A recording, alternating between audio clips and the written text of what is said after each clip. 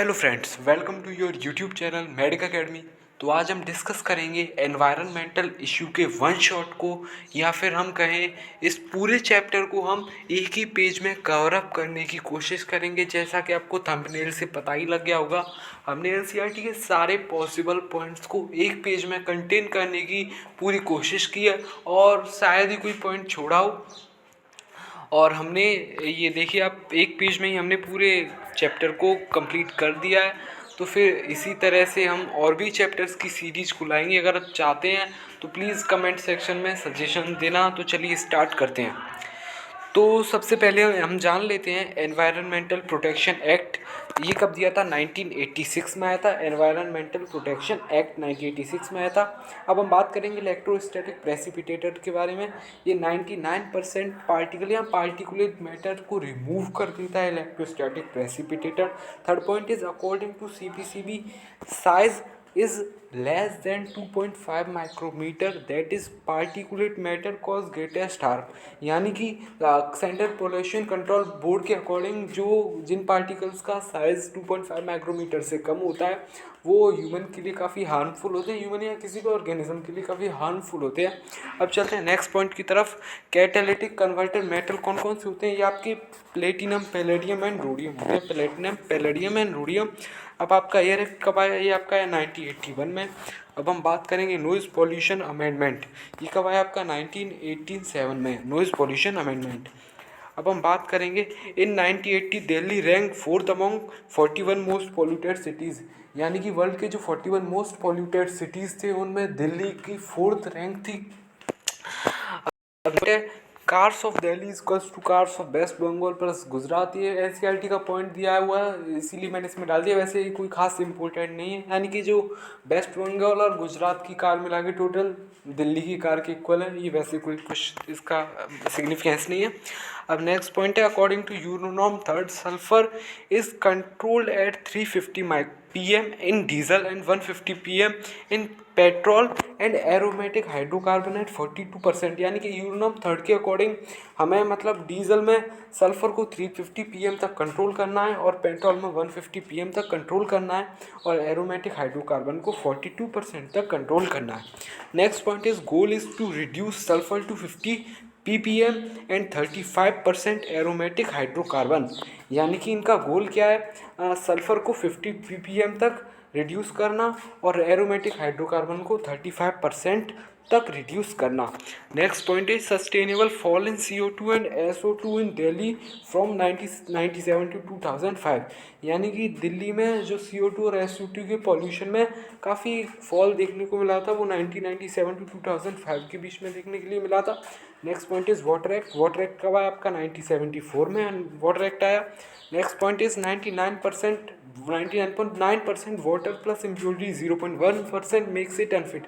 यानी कि जो वाटर होता है उसमें सिर्फ जो पॉल्यूटेड वाटर होता है उसमें सिर्फ 0.1% इम्प्योरिटीज़ होती हैं जो इसे पीने के लिए अनफिट बनाती हैं। अब next point is toxic elements have density less than 5 ग्राम पर centimetre cube, sorry more than 5 ग्राम पर सेंटीमीटर क्यूब। यानी कि जो टॉक्सिक एलिमेंट्स होते हैं उनकी डेंसिटी 5 ग्राम पर सेंटीमीटर क्यूब से ज़्यादा होती है। अब हम बात करेंगे next point that is case studies के बारे में। एनसीईआरटी में 3 केस स्टडीज़ दी हुई हैं। एक तो आपकी FOAM की दी हुई है, दूसरी अहमद खान की दी हुई है, थर्ड इज़ आपकी हरियाणा के किसान हैं उनकी दी हुई है, रमेशचंद्र डागर की। अब चलिए हम बात करते हैं फर्स्ट केस स्टडी के बारे में, जो कि फ्रेंड्स ऑफ आर्टा मार्क्स develop 6 connected marshes of 60 hectare marshland. ये मतलब सिटीजन्स का एक ग्रुप था FOAM। उन्होंने क्या किया था? 60 ईयर मार्शलैंड के 6 कनेक्टेड मार्सेस को डेवलप किया था और उन्होंने जो वेस्ट वाटर होता है उसको ट्रीट करने के लिए इंटीग्रेटेड वेस्ट वाटर ये टेक्निक दी थी। अब आपकी next case study Ahmad Khan की, जो कि बेंगलोर के। उन्होंने क्या किया था? According to NCERT 8 years ago उन्होंने मतलब जो पॉलीब्लेंड और बिट्यूमेन को मिलाकर रोड लेइंग के लिए यूज़ करना स्टार्ट किया था। जिससे क्या होता था कि रोड की जो रोड लाइफ फैक्टर होता है वो 3 टाइम्स तक बढ़ जाता है। अब चलते हैं नेक्स्ट पॉइंट की तरफ दैट इज़ रमेशचंद्र डागर, जो कि सोनीपत के किसान हैं। इन्होंने हरियाणा किसान वेलफेयर का स्टार्ट किया था, जिसमें अब शायद 5000 फार्मर्स हैं। इन्होंने ऑर्गेनिक फार्मिंग करना स्टार्ट किया था, रमेशचंद्र डागर। अब चलते हैं, अब हम बात कर लेते हैं यूट्रोफिकेशन एंड बायोमैग्निफिकेशन के बारे में। यूट्रोफिकेशन की बात करें तो यूट्रोफिकेशन आपका क्या होता है, natural ageing of lake, natural ageing of lake bye nutrient enrichment, यानी कि न्यूट्रिएंट एनरिचमेंट की वजह से जो एज की नेचुरल एजिंग हो जाती है उसी को हम यूट्रोफिकेशन बोलते हैं। Next point is biomagnification. Biomagnification is toxicant increasing at successive trophic level, यानी कि किसी ऑर्गेनिज्म में किसी सक्सेसिव ट्रॉफिक लेवल पर टॉक्सिकेंट का इंक्रीज होना बायोमैग्निफिकेशन कहलाता है। अब चलते हैं हम नेक्स्ट पॉइंट की तरफ, that is radio active leakage. ये आपकी कहाँ हुई थी, 3 mile island and Chernobyl island में। चेरनोबिल इंसिडेंट, ये आपका क्या होता है, एक्सीडेंटल लीकेज हुआ था आपका 3 माइल आइलैंड एंड चेरनोबिल में। अब हमें क्या करना चाहिए, जो रेडियो एक्टिव मटेरियल्स होते हैं उनका सेफ डिस्पोजल के लिए उन्हें 500 मीटर डीप तक मतलब अंदर डालना चाहिए, जिससे कि मतलब ह्यूमन को कोई भी हार्म ना हो। अब चलते हैं नेक्स्ट पॉइंट की तरफ, temperature before green house effect is -18 degree centigrade, -18 degree centigrade average, यानी कि जो मतलब ग्रीन हाउस इफेक्ट में मतलब ग्रीन हाउस इफेक्ट से पहले जो एवरेज टेम्परेचर था वो -18 डिग्री सेंटीग्रेड तक था, लेकिन अब टेम्परेचर आपका 15 डिग्री सेंटीग्रेड तक पहुंच गया है, जो कि काफ़ी ज़्यादा हो चुका है, -18 से 15 डिग्री सेंटीग्रेड तक। अब चलते हैं नेक्स्ट पॉइंट की तरफ, that is cloud and gases reflect 1/4 solar radiation. जो मतलब क्लाउड्स और गैसेज होते हैं वो आपके सोलर रेडिएशन को 1/4 तक एमिट कर देते हैं, रिफ्लेक्ट कर देते हैं। अब चलते हैं next point, that is global warming तरफ। ग्लोबल वार्मिंग के लिए आपकी जो मतलब जो गैसेज रेस्पॉन्सिबल होती हैं उनमें सबसे ज़्यादा आपकी CO2, then CH4, then CFC, then N2O।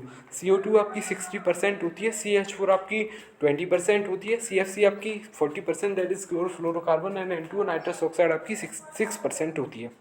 अब चलते हैं next point, during past century 0.6 degree Celsius increase, यानी कि पिछली 100 ईयर्स में जो टेम्परेचर है वो 0.6 डिग्री सेंटीग्रेड तक बढ़ गया है, सेल्सियस तक। अब नेक्स्ट पॉइंट है आपका ओजोन होल लेट अगस्त टू अर्ली अक्टूबर। जो आपका ओजोन होल होता है वो आपका लेट अगस्त से अर्ली अक्टूबर में बनना स्टार्ट होता है। अब आपका नेक्स्ट पॉइंट है Montreal protocol is to control ODS. ODS बोले तो ozone depleting substances, ozone depleting substances, इसको मतलब कम करने के लिए आपका मॉन्ट्रियल प्रोटोकॉल किया गया था। मॉन्ट्रियल क्या आपका कनाडा का एक सिटी है मॉन्ट्रियल, वहाँ पे से साइन किया गया था 1987 में, बट इफेक्टिव हुआ था 1989 में। अब चलते हैं नेक्स्ट पॉइंट की तरफ, forest lost in tropics is 40% and temperate is 1%। मतलब जो ट्रॉपिकल एरियाज़ हैं वहाँ पे फॉरेस्ट 40% तक लॉस हो चुका है, जबकि टेम्परेट एरियाज़ में 1% तक। Earlier in India land in forest is 30%, now 19.4%। मतलब पहले इंडिया में जो फॉरेस्ट था वो 30% तक था, लैंड का मतलब 30% था, बट अब ये 19.4% ही रह गया है। अब चलते हैं नेक्स्ट पॉइंट की तरफ, that is national forest policy. ये आपकी कब आई थी, 1988 में, नेशनल फॉरेस्ट पॉलिसी। अब चलते हैं नेक्स्ट पॉइंट की तरफ, recommended 33% forest for lands and 67% for mountains, यानी कि नेशनल फॉरेस्ट पॉलिसी के अकॉर्डिंग जो मतलब फॉरेस्ट के लिए मतलब लैंड्स के लिए फॉरेस्ट आपका 33% रिकमेंड किया गया है, जबकि माउंटेन्स के लिए 67%। अब चलते हैं नेक्स्ट पॉइंट की तरफ, अमृता देवी। दैट इज़ अमृता देवी मतलब जब जोधपुर के ने ट्रीज़ को कट करने के लिए मतलब कहा था, तब वो पेड़ से चिपक गए थे, तो वो इंसिडेंट 1731 में हुआ था जोधपुर में। Next point is Chipko movement. Chipko movement आपका 1974 में हुआ था गढ़वाल हिमालय में, मतलब सुंदरलाल बहुगुणा ने इसको मतलब लीडअप किया था। अब चलते हैं नेक्स्ट पॉइंट की तरफ, that is joint forest management. ये आपका 1980 में आया था। जॉइंट फॉरेस्ट मैनेजमेंट इज़ मतलब ये आपका 1980 में आया था। अब ये इस सीक्वेंस को हम पहले देख ही चुके हैं, CO2 ज़्यादा, उसके बाद CH4, उसके बाद CFC, फिर N2O। ये आपसे पूछ लेता है एग्जाम में, कई बार पूछा गया इंपॉर्टेंट क्वेश्चन है। अब चलते हैं हम क्योटो प्रोटोकॉल की तरफ। क्योटो प्रोटोकॉल आपका 2005 में आया था क्लाइमेट चेंज के लिए। क्योटो प्रोटोकॉल आपका 2005 में आया था क्लाइमेट चेंज के लिए। अब हम रियो अर्थ समिट के बारे में, रियो अर्थ समिट आपका 1992 में आया था। एक इसके लिए किया गया था बायोडाइवर्सिटी कंजर्वेशन के लिए। अब इस तरह से आपका ये जो पूरा एनवायरनमेंटल इशू है ये एक पेज में ही कवर अप हो चुका है। और हमेशा की तरह मैंने PDF को डिस्क्रिप्शन बॉक्स में नहीं डाल पाया हूँ। इस बार मैंने टेलीग्राम चैनल बनाया, आप डिस्क्रिप्शन बॉक्स में जाके वहाँ से चैनल की लिंक मैंने प्रोवाइड की है, आप वहाँ से उसे ज्वाइन कर सकते हैं। वहाँ पे मैंने पिछले जो सारे PDFs हैं या फिर मैं इसके अलावा जो एक्स्ट्रा क्वेश्चन भी DPP भी वहीं पे दे दिया करूँगा। टेलीग्राम पे मेडिक अकेडमी नाम से चैनल है, आप वहाँ से ज्वाइन कर सकते हैं। Thank you.